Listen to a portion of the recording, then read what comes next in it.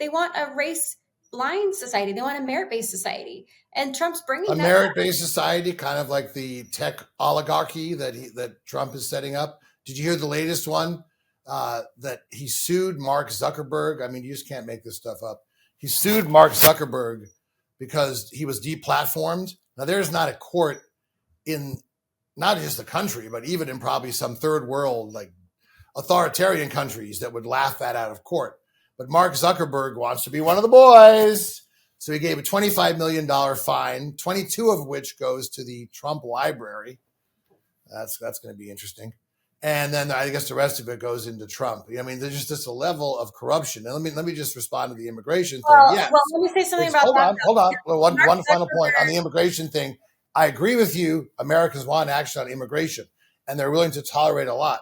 But the problem is that they talked about, yes, that everyone agrees, let's deport criminals. But as we've talked on the show many times, undocumented immigrants commit crimes at the lowest rate of any group. So there's not that many criminals, okay? And already half the people they've deported have no criminal records. Surprise, surprise.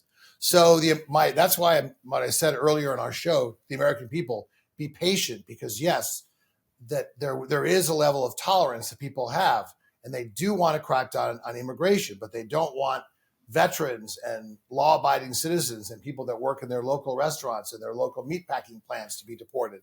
So when that starts happening, right now, see, the issue is people will react when it has personal consequences for them. That stuff hasn't happened. Pardoning the January 6th rioters, yeah, most people don't agree with it, but it doesn't affect them personally. Yeah, get rid of the criminals, cut the spending, do this, do that. But eventually this stuff is going to have real impact. People care about Meals on Wheels and this unconstitutional thing where you just tried to freeze spending. What's the new term they're using? Impounding. It's just absurd. It's blatantly unconstitutional. I know they're just going to try to flout as many things and break as many laws as they can and just say, hey, we'll flood the zone and you'll stop us if you can. And it's actually an effective strategy. As I said, Trump is very shrewd, but he's just lazy, ignorant, and incurious. So another classic example is these tariffs. Okay. So yes, I'm sure he's all proud of himself because he bullied Colombia into accepting these planes worth of migrants. Well, if he thinks that these same tactics are going to work with Canada and Europe and that they're going to bend the knee, good luck. It's going to be a trade war with our best allies. And then he's talking about putting tariffs on Taiwan because they need to build more chips over here. It's so ignorant on so many levels. And when you have someone who doesn't read the newspaper, and you have someone who doesn't read his presidential daily brief, has never, frankly, read a book in his life, this is what you end up with. So just be patient. The American people will turn against it. The honeymoon will end. There's a lot there too, Dave. So on Zuckerberg, let's not forget that he spent more than $400 million, so almost $500 million, to try to, and successfully, get Joe Biden in office. So I'm old enough to remember that, and I'm old enough to remember that I didn't hear. How did he do that? How did he spend $400 million? Through his Zucker boxes, through having disproportionate benefit to zip codes that were Democrat leaning, to put his Zucker boxes and push for voter turnout and voter support, and lots of organizations funneling money in Democrat zip codes. Okay. And turnout. But I don't agree with that, but it's not illegal. It's not a legalized bribe. It's just the same thing with when they paid him $15 million for the Stephanopoulos thing, which was a very defendable case. It wasn't ABC, it was Disney. It was Bob Iger saying, don't worry, we're on board. And this is what you're seeing. This is what happens in authoritarian countries. It's like, for my friends, everything. Saying, Dave, for my enemies, the law. So that's that. There, I hear a double standard when you say I don't care that a tech oligarch is favoring one candidate. It's not what I said. You just said. You said no. I know. I said people favor different candidates. I didn't have a problem with Elon Musk spending $250 million to help getting Donald Trump elected. That's illegal. I mean, that's legal. I have no problem with that. I do have a problem with him, trying to changing policy so he can build an AI plant in China, employing Chinese workers when this is all about American workers. Okay, I do have a problem with that. I have a lot of other problems with things he's done. So again, you're conflating two separate issues here, which I guess you have to do to defend Trump. He's always conflating things. Look, the thing is, whether I agree with you, those tech billionaires sitting behind him. This is at the end of the day, they just care about the green. That's exactly. They're green. But all I'm saying is that there is a level of hypocrisy that I didn't hear a peep from the left concerned about those oligarchs. Because you haven't had this, you didn't have these people sitting behind Joe Biden. You keep interrupting me. So, like, for example, the Washington Post is owned by Jeff Bezos. The Washington Post has been incredibly reckless, false, biased. They did a hit job on my organization, the Independent Women's Network.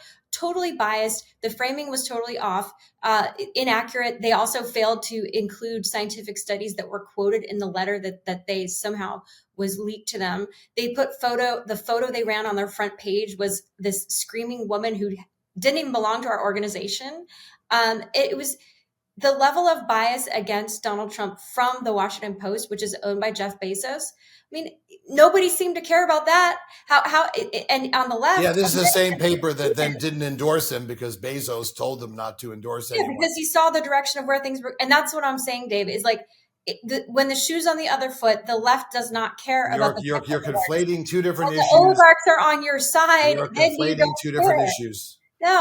Nope. I reject that. The different. Let me respond to what you're saying. Okay. Let me explain why I do see a difference, and that is that you didn't have people sitting behind Joe Biden at his inauguration. Let's just take a step back. Hold on. Let me ask. Why are all these tech guys now supporting Trump? And that's a very fair question because you're right. See, these guys they care about money. They're smart. They realize Donald Trump is transactional. He's not very informed. He's manipulative. If you stroke him, you get what you want. And nothing Donald Trump loves more than money, right? So these guys are rich beyond God. I think they said that the combined net worth of the three tech bros was sitting on the inauguration was literally over $1 trillion for three people. Unbelievable, right? And so, yes, they say Trump is bribable. He cares. So yes, I agree with you, but nothing like that has ever happened in previous administrations. And there is a chasm of difference between guys going to inauguration and personally having you change policy than your organization supporting people through your platform or giving hundreds of millions of dollars, which Elon Musk, I didn't agree with it, but it's totally illegal. That's his right. That's the campaign finance problem system. If you want to argue it, you don't criticize Elon Musk, but it's a huge difference. So your analogy is totally invalid. Well, we're going to disagree then because I think the reason part of why they were there was because they knew they had done wrong. Like it was wrong. It was wrong for all of the fact check, like the fact checkers at Facebook were so leftist. And I'm saying this as a journalist. Like in 2020, I was a journalist. And I was working for a conservative news outlet, and we're getting these fact check labels, saying stuff like, "Oh, you can't make a claim about the COVID origin coming from a lab leak. That's disinformation. We're going to suppress that in the algorithm." They knew what they did was wrong. That's why they were there. Oh, so yes, so there. It's all that. This is beautiful. So it's all because of shame. We screwed up. So we have to be good boys. We have to make up and do what's right for the country. Dave, it's fear. That's so naive, Carrie. Dave, it's fear. That's what it is. It's fear. Yes. This is what happens. This is what happens in autocratic places. You buy off the leader, or else you're feared. It's like the same thing.